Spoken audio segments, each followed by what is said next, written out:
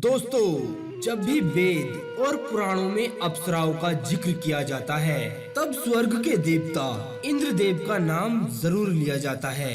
ऐसा माना जाता है कि भगवान इंद्र अपने काम को करवाने के लिए हमेशा छल और कपट का सहारा लेते थे। छल कपट का सहारा लेने वाले भगवान इंद्र ने एक बार ऋषियों में सबसे श्रेष्ठ ऋषि कंडू की तपस्या को भंग करने के लिए एक अत्यंत सुंदर अप्सरा ब्रह्मलोचा को ऋषि कंडू की तपस्या भंग करने के लिए उनके पास भेजा। ऋषि कंडू के पास जाने के बाद ब्रह्मलोचा ने अपने तीखे नैन नक्श के सहारे ऋषि कंडू को सम्मोहित कर लिया। ब्रह्मलोचा के सम्मोहन में फंसने के बाद ऋषि कंडू ने ब्रह्मलोचा के साथ लगातार 907 सालों तक शारीरिक संबंध बनाए। आप लोग सोच रहे होंगे कि 907 सालों तक लगातार शारीरिक संबंध बनाना कैसे संभव है। ये सोचने वाली बात तो है। तो चलिए दोस्तों, बताते हैं आपको इसके पीछे की पूरी कहानी क्या है। नमस्कार दोस्तों, मैं मयंक कुमार एक बार फिर आप सभी का अपने YouTube चैनल में तहे दिल से स्वागत करता हूँ। तो दोस्तों, अगर आप लोग सच में भगवान श्री कृष्ण के सच्चे भक्त हैं ना, तो आप इस वीडियो को एक लाइक कर दीजिए एवं कमेंट में एक बार लिख दीजिए जय श्री कृष्णा। तो चलिए शुरू करते हैं। पौराणिक काल में वेदों के ज्ञाताओं में श्रेष्ठ और महान ऋषि कंडू हुआ करते थे, जिनका आश्रम गोमती नदी के तट पर था। एक बार की बात है कि ऋषि कंडू ने घोर तपस्या करनी शुरू कर दी। वो तपस्या में इतने लीन हो गए कि उन्हें किसी भी चीज का आभास होना बंद हो गया। इस तरह ऋषि को तपस्या में लीन देखकर देवराज इंद्र हमेशा की तरह घबरा गए। उन्हें ये डर सताने लगा कि कहीं ऋषि कंडू उनके स्वर्ग का सिंहासन छीन न ले।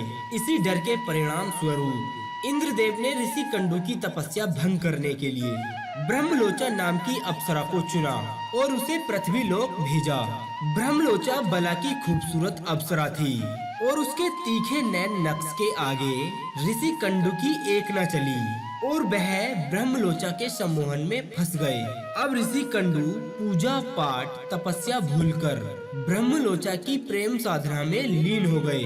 इंद्रदेव की योजना के अनुसार ब्रह्मलोचा और इंद्रदेव का काम निकल चुका था और अब ब्रह्मलोचा स्वर्ग वापस लौटना चाहती थी, लेकिन ब्रह्मलोचा के प्रेम में ऋषि कंडू इतने लीन हो गए थे कि उन्होंने उसे कहीं जाने ही नहीं दिया।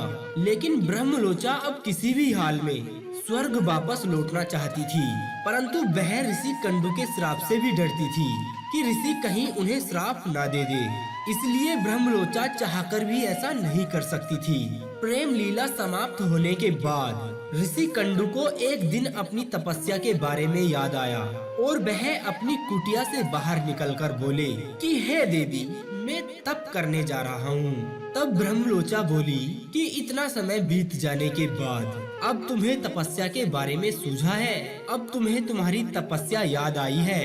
तब ऋषि कंडू ब्रह्मलोचा से बोले कि हे देवी, तुम इस पवित्र नदी के किनारे सुबह ही तो आई हो और मुझे तपस्या साधना के बारे में बता रही हो।